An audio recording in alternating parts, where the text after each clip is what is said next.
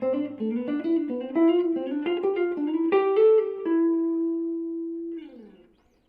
there, how's it going? It's Jonathan Bocher from PlayGuitar.com. Today I want to teach you a fun little run that you can use to connect scale patterns using thirds. Okay, thirds are kind of the foundation of my Tasty Riffs and Solos course, which you can learn more about at PlayGuitar.com/tasty. And we're going to be learning that run that I just played for you there, okay?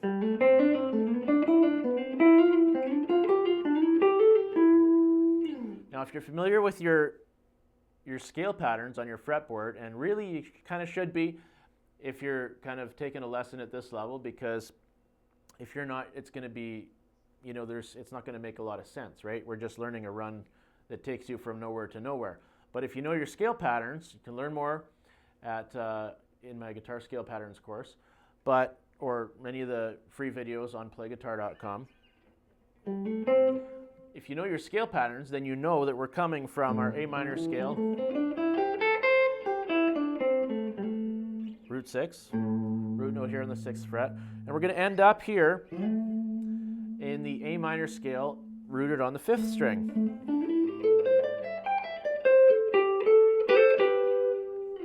Okay, so we can use this run to get from one scale pattern to the other, which is really fun to do when you're soloing.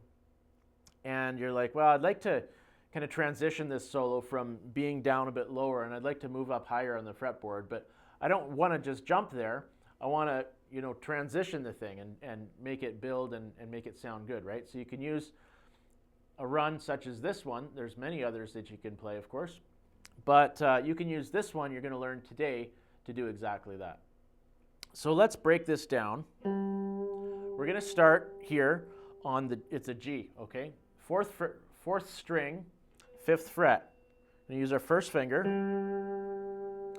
and then we're going to go with the 3rd finger, 2 frets up, 7th fret, okay? Going to hammer that on. Okay, now we're going up to the 3rd string, 5th fret. Try not to trip over my words here. Okay, so that's right there. Now, if you caught the last video, you recognize this pattern here as being a minor 3rd pattern. Okay? So it's actually, this pattern is very much, if you play chess, this is exactly how the knight moves. Right? 2 spaces over, 1 space down, right? So if that helps you remember it, that's cool. That's your minor 3rd pattern. Okay, now we're going to go, we're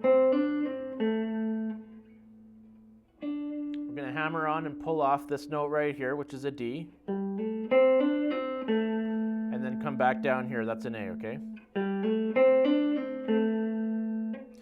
So at that point, we're going to slide up and repeat the same thing again. So let's try that. Okay.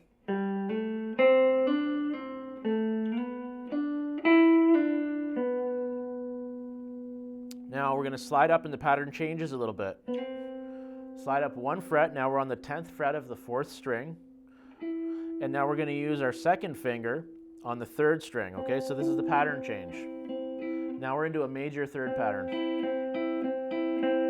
But the same general flow of the riff that we're playing is going to stay the same. So again, we're going to hammer on using our 3rd finger and then come back down, okay? And then we slide up again, 2 frets, minor 3rd pattern again, and then another 2 frets for another minor pattern. Okay, so let's walk through that whole thing slowly.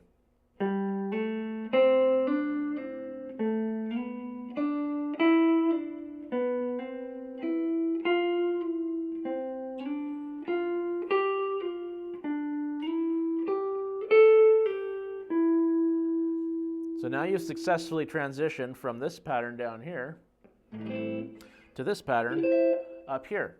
And there's a ton of things. You could stop halfway up and, you know, play in the major scale pattern, or, you know, whatever you want to do. There's a lot of different options. So if you practice that pattern, You can see the tab on the screen.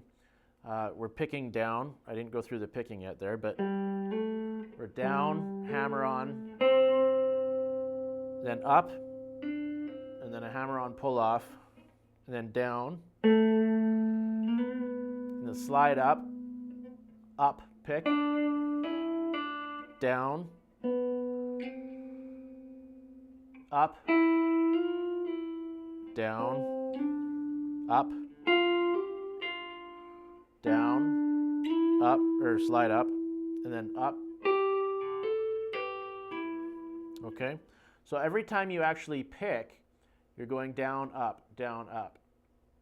But the tricky part is that there's a lot of hammer-ons and pull-offs in between, and slides too, so that kind of interferes with your picking pattern. It's not like every single note you play is down, up, but every time you pick, it's down, up, okay? You could also play this picking every single note if you wish.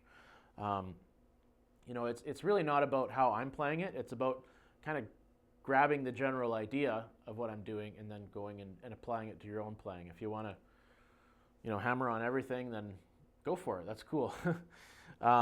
It's all about finding a way to apply it to your playing, right? So let's turn on a jam track. It's that same jam track that I showed you in the last section.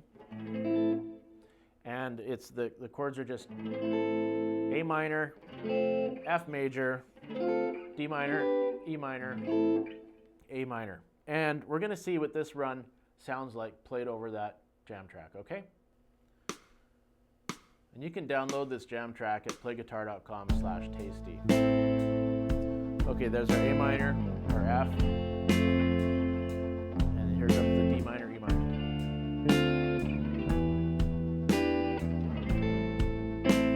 Okay, let's give this a shot.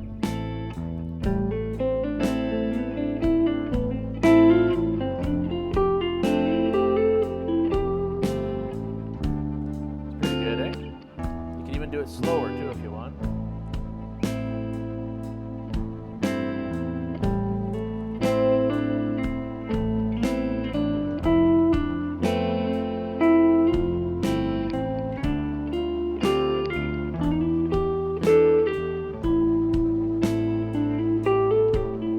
How about backwards?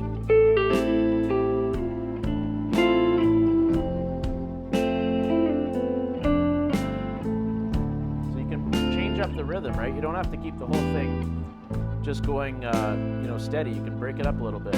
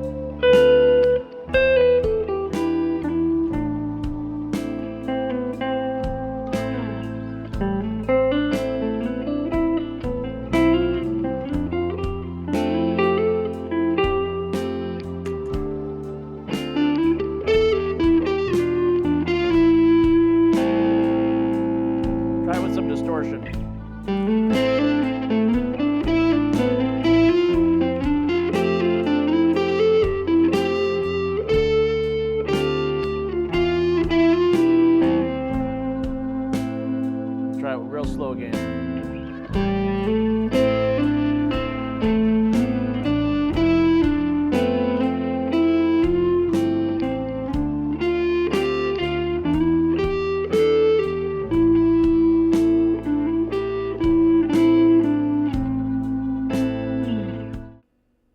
So that gives you a good idea of how tasty those thirds can sound over top of the jam track, and how you can also use them in a few different ways to create a run moving from one scale position to another. And of course, that string of thirds can be extended all the way across the entire fretboard through every scale position that you know.